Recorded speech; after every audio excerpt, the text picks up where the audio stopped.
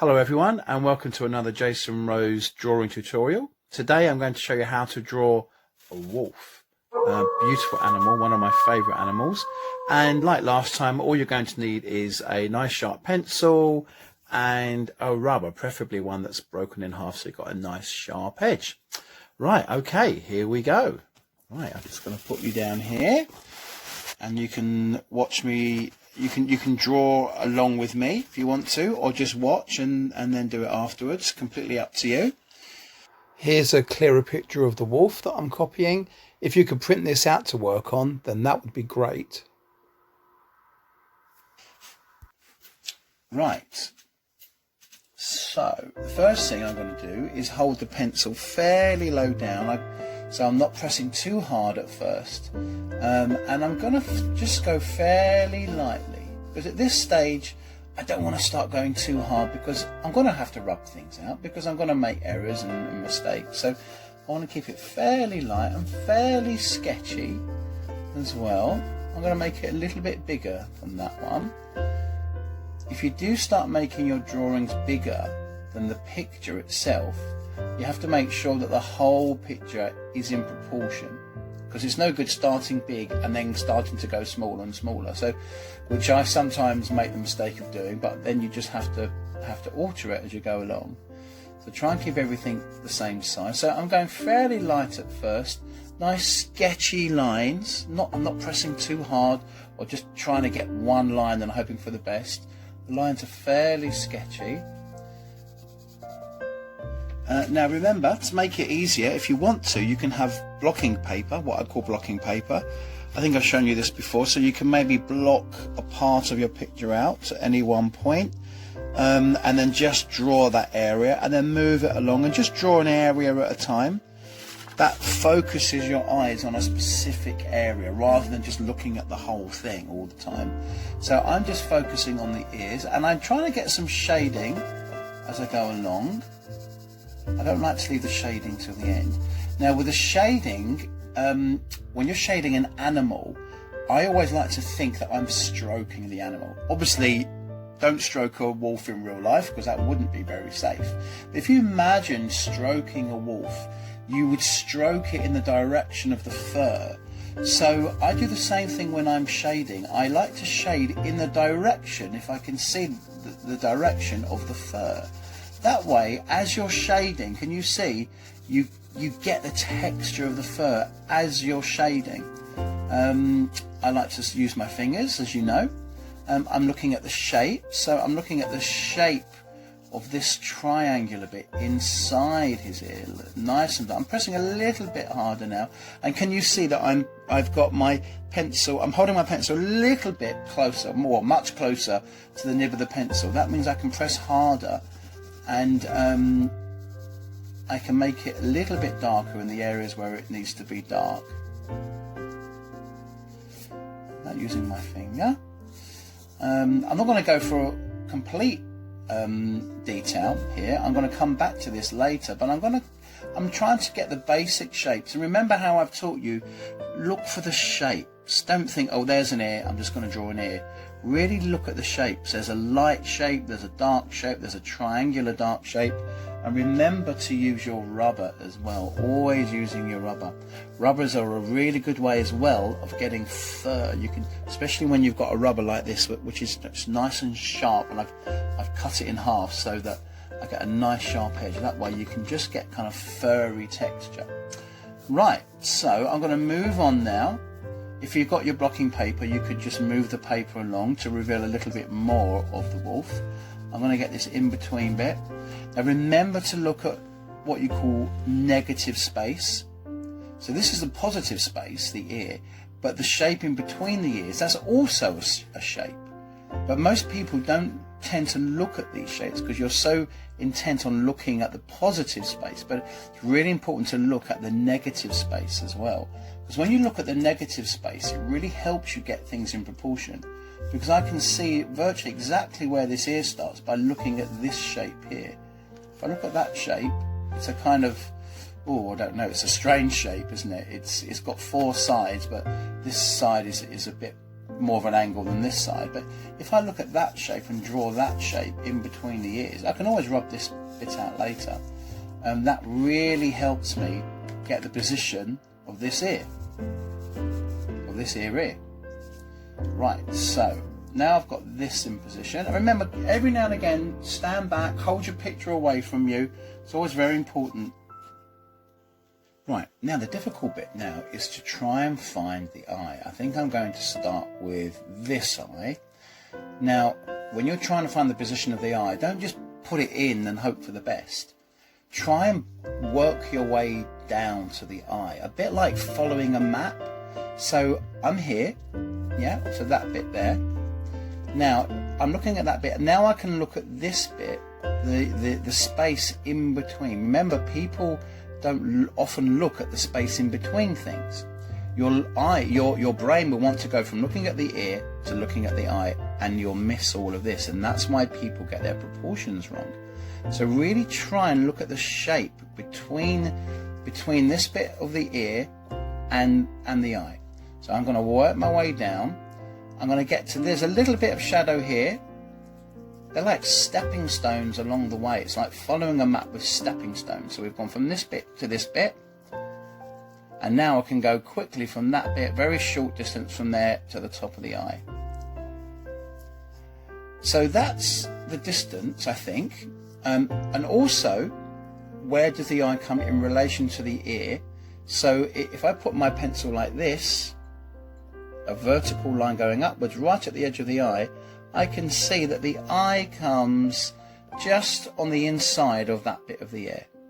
So on my picture, I know if I did a straight line coming down here like that, just on the inside of that ear there, I know that the eye, it starts at this point, and also it has to be about here.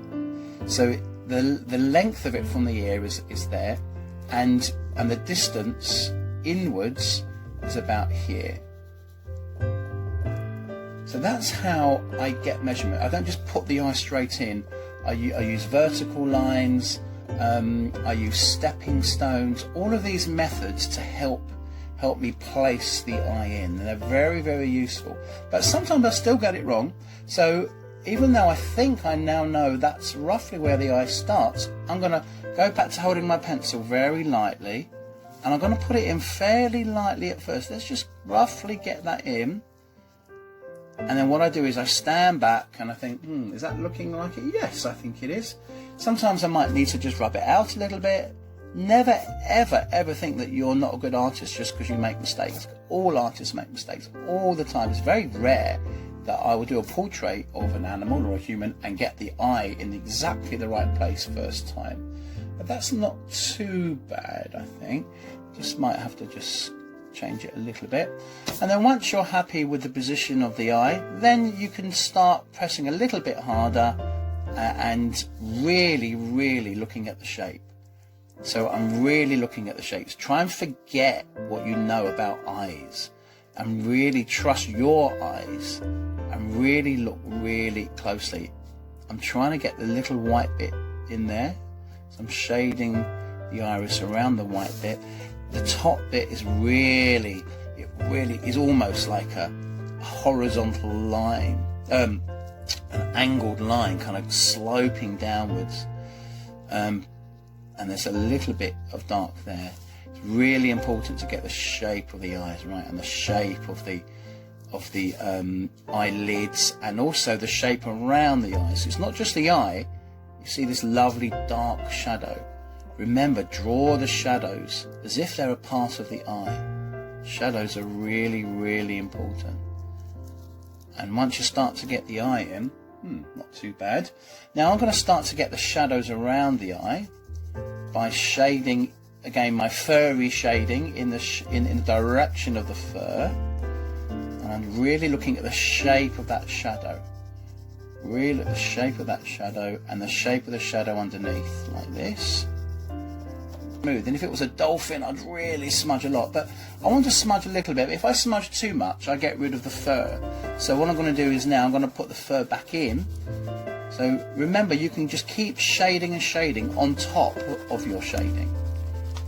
It's not just like I've shaded it once and now I'm going to leave it. You just keep shading, going darker, using your rubber. It really is like following a map. And now, hopefully, I'm going to get this eye in. This eye starts about there. Let's have a look at that, I think. I'm going to do my thing with a pencil. Yes, I think about there. And they're roughly on the same line. This one's very slightly lower, very slightly, but they're roughly on the same line. Right, so I've really focused on this eye, really trying to get the shape of this eye. Now I'm going to start to build the face around the eyes. I never like to do the outline of the face first and then put the features in. I don't think that's the best way to do it. I like to work like I've been doing on the ears and then work on the eyes, get the eyes in the right position to each other, and then once you get both eyes in, I can now see exactly really where the side of the face is. So I like to build the face around the eyes and the features rather than building the features into a pre-drawn outline of a face. I think it's much better this way. You're more likely to get things in proportion. But remember to look at the bits in between. Remember, your brain will want to go from the eyes to the nose to the ears and the mouth. And these bits will kind of be almost like blind spots. So try and look for shapes like that. Really important. The in-between shapes, the negative space shapes, are really important if you want to get your proportions right. I've just had a look from a distance and I can see that this here just isn't quite right. I'm going to sculpt. I call this sculpting. So I often, if I look and I find errors in proportion, I just sculpt it with the rubber. So easy. People get so worried about mistakes, but they're so easy to change, really. Just putting a little bit more detail now into my shading, into my fur. You can just keep going over it, just getting more and more and more detail, more and more texture. I've done the nose, but that still might need a little bit of tweaking and needs a little bit of sculpting. I've moved this side down a little bit. I looked at it and I could see that because his face is very slightly tilted, this eye should be very slightly lower than that. I still haven't quite got it, but like I said, at this stage it doesn't have to be absolutely spot on and perfect because I can work on it later. Right, just going to really look at that little bit of white around the nose. Remember that the in-between space is very important. There's a shadow underneath the nose. Remember to look at the shapes of the shadows and the shapes of the light. Just look at all the shapes. If you get the shapes right, then you'll get the animal right.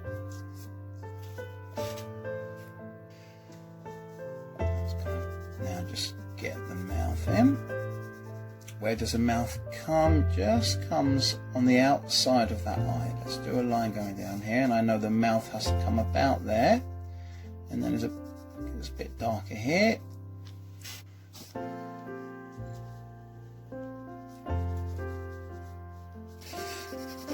Like that. Moving my wrist around to try and get the shape of the fur, making it I'm stroking lovely wolf. Hope it won't bite me. Smudging a little bit with my finger, but not too much. Here, sometimes you get some nice pencil on your finger, and you can use that for the very subtle shadows. Maybe a little bit more pencil there. I'm going to connect this shadow up now because this shadow connects with that shadow. So let's connect this bit with this bit there. That's it. Love using the edge of a rubber to get the lovely kind of long bits of light fur. Right, let's just kind of put the finishing touches. Let's just get this belly down here, well, the neck bit, and this bit here. And now let's just continue the contrast. The idea is, if you want your drawing to be really realistic, is that, can you see the outlines should slowly disappear? So I've done an outline here. You have to start with an outline, But in real life, things don't have outlines, do they? They just have shading and contrast. So I'm going to shade my background right up to the edge of the wolf. And that way, can you see what's happening there? The outline, the darkness of the outline is just turning in to background shading. And the outline is disappearing. But you can still see the wolf, not because it's defined by its outline, but because it's defined by its contrast, which is like what happens in real life. I might just use the rubber just to bring out that lovely light bit. I love these highlighty bits. Like there, and maybe a little bit underneath his chin as well, and definitely here. Oops, my rubber's breaking up a little bit. Whoops. Now, I've just looked at my phone screen to see what you can see, and you're probably thinking that my wolf looks shorter than the wolf in the picture that I'm copying from the laptop. But I think that's just a distortion of the camera angle, because in real life they're both pretty much the same. You'll see that at the end of the video when I show you both pictures. But so your picture doesn't have to be exactly like the photo. Anyway, now doing these kind of wave formations, a bit like kind of hairy waves. What I'm doing now is going back into the animal, and now I can slow down a little bit, and maybe I can just start to put some detail in. I could spend as long as I want to on this picture. I mean, you can keep going and keep going with your pictures and make them more and more realistic if you want to, and put more and more detail in using the pencil and using the rubber.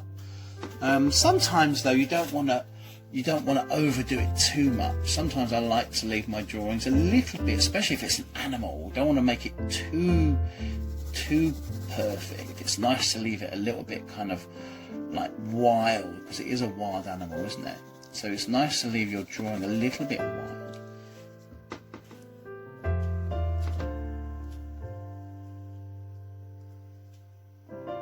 Sculpting a bit more with the rubber, and using my finger as well to get some of these shadows, and then digging out the highlights with the rubber, which is always really good fun and quite effective. Right, I feel like it needs to be a bit lighter here, so I'm just really going to dig that out with the rubber, because the light is hitting the wolf's face from this side, so I really want to try and get that feeling of sunlight hitting his face, or her face.